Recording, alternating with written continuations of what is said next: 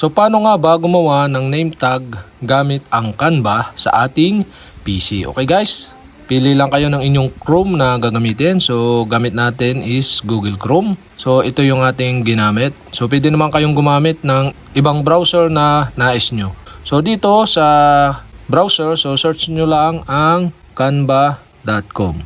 So once na ma-search nyo yung canva.com, so meron na akong account sa Canva, kaya pagkabukas nyo ng canva.com, so auto sign in na siya. So okay guys, ito naka-sign in na tayo. At dito sa Canva homepage, so ang una nyong gagawin is mag-search ng design. So sample natin, yan, name tag.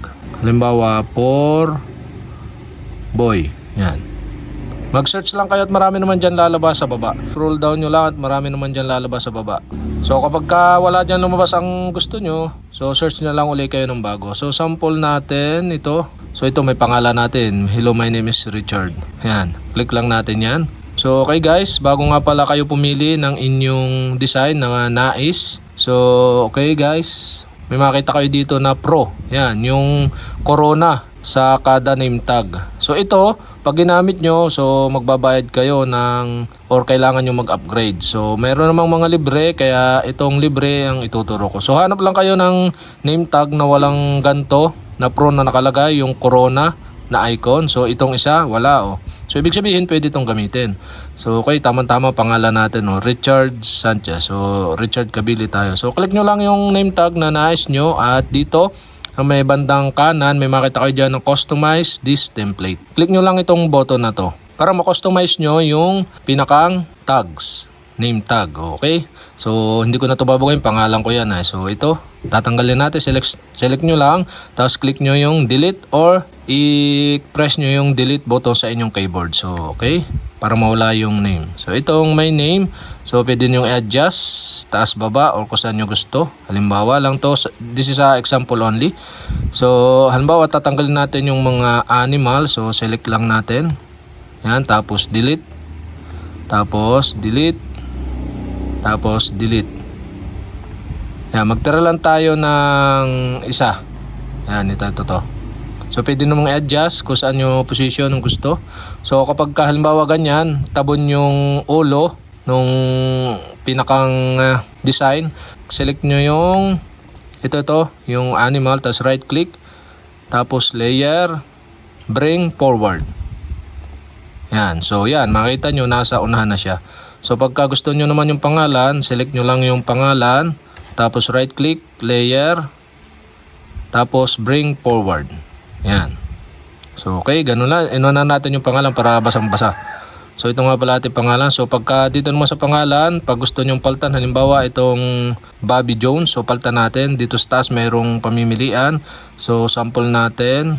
So dito sa may, yan, sa kaliwang banda may mga pamimilian dyan. So scroll down nyo lang. So sample natin itong Anton. Yan. Tapos kapag napaltan nyo ng fonts na gusto nyo, so kulay pwede din. So paano nga ba kapag kulay ang gusto nyong paltan? So ito, makita nyo yung letter A dito, yun yung color ng text. So sample, click nyo lang yan, tapos paltan nyo ng kulay. So paltan natin ng kulay blue. So ito, solid blue. So pwede din kayo dito pumili sa add a new color. Kapag wala dito kayong makita na kulay na nais nyo, so pwede nyo itong i-click at hanap kayo ng kulay. Yan.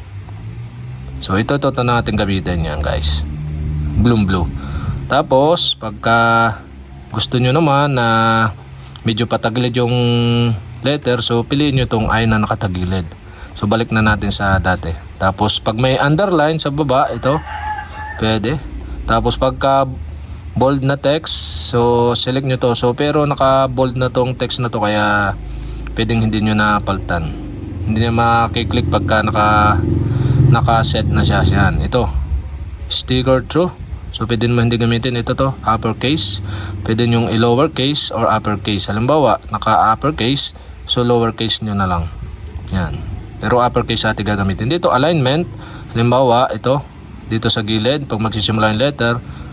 So okay, sa alignment niya i-click nyo lang para mabagot, makita nyo kung saan nakaposisyon. Dito gagamitin natin yung gitna. Tapos ito list, pagka gusto nyo may tooldock, so pwede yan, may tooldock. Yan, tanggalin na lang natin. Pagka gusto nyo may number, pwede rin. So, tanggalin na lang natin yan. So, pag nga pala, halimbawa, ganyan, nagkamali kayo, hindi nyo alam kung anong gagawin nyo. So, meron ditong back or undo sa taas. So, back nyo lang yan. Isa-isang click, isang part ng ginawa nyo or ginalaw nyo. Yan, binag na natin sa dati. So, pwedeng redo. Yan. Pwedeng undo. Yan, yun lang yan nandito sa may taas. Tapos dito naman, so spacing, halimbawa, spacing ng letter, yan. Makita nyo, -7. So, sample natin yan, oh. Makita naman nyo, nagalaw yung pinakang pangalan, oh. Yan. Sample natin sa dito. Yan, medyo layo-layo ng konti. Yan. Sa line spacing naman, pagka halimbawa meron dito na sa baba, halimbawa, kabili yan. Sala pa spelling. Yan. Halimbawa, kabili. Yan. So, spacing naman yan. Ito to. Yan. Pag in-adjust nyo, yan. Makita nyo yung space niya na taas baba, oh. Pag kaliwa, yan. So, sample natin yan. Kabili, Richard Kabili. Tapos, ito naman, pag gusto nyo i-adjust yung position yan, galaw nyo lang, press and hold sa mouse. Tapos pwede nyo ito paliitin yan. Dito sa may bandang bilog dito sa may letter, pwede nyo i-ganon. Yan, paliitin. Tapos dito sa may gilid, sa may makita ko dyan, kailangan nakatapat yung arrow dyan. Tapos saka nyo i-slide. Right or left. Yan. So, okay guys, yan. Sample natin. Space lang. So, pagka gusto nyo i-adjust dito sa gilid, yan. Tapat nyo lang yung arrow. So, sample natin ganyan, yan. So, back natin. Medyo nagulo yung file yan. Select natin. Tapos ito, Richard Kabili. Yan. Pag medyo paliliitin nyo, meron ditong positive at negative.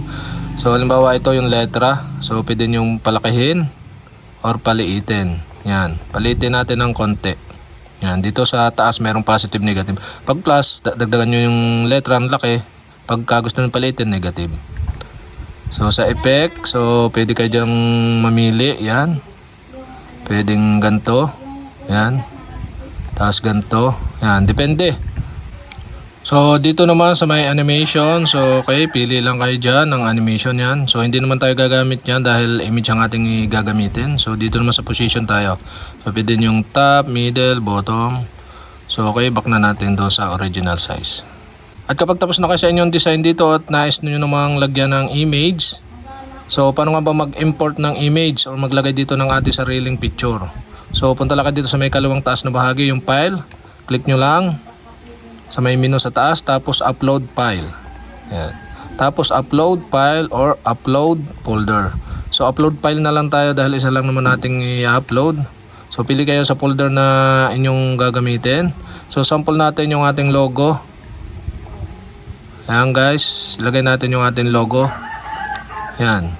So pagka na ilagay na natin yung ating logo, so paano nga ba siya ilagay dito sa ating tag? At para ma-import natin dito yung image nating in-upload o in-import dito sa ating Canva, so dito sa upload sa kaliwang bahagi, so makita nyo dito yung logo, so press and drag to this name tag and release. Yan, nandito na yung ating picture. So sample natin, lagay natin dito sa may ibabaw, baba natin yung name. Yan, baba natin yung name. Tapos taas natin yung animal, yan.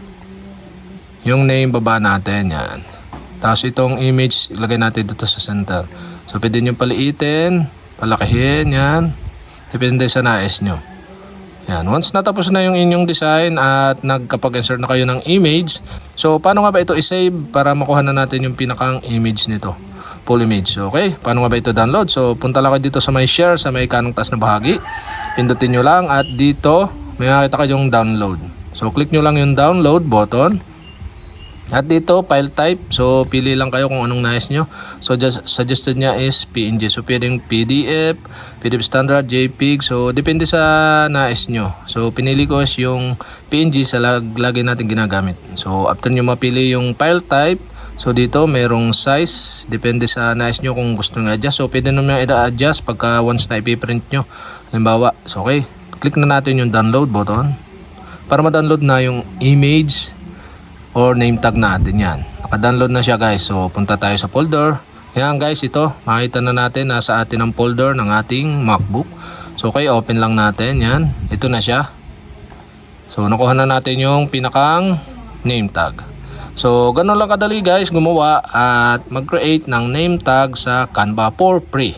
So, okay guys, sana nakatulong itong video na to at kapag hindi ko pa kayo subscriber, mag-subscribe lang kayo sa aking YouTube channel, i-click nyo lang ang subscribe button at ang bell para updated kayo sa mga video tutorial like this. Okay, salamat sa panonood.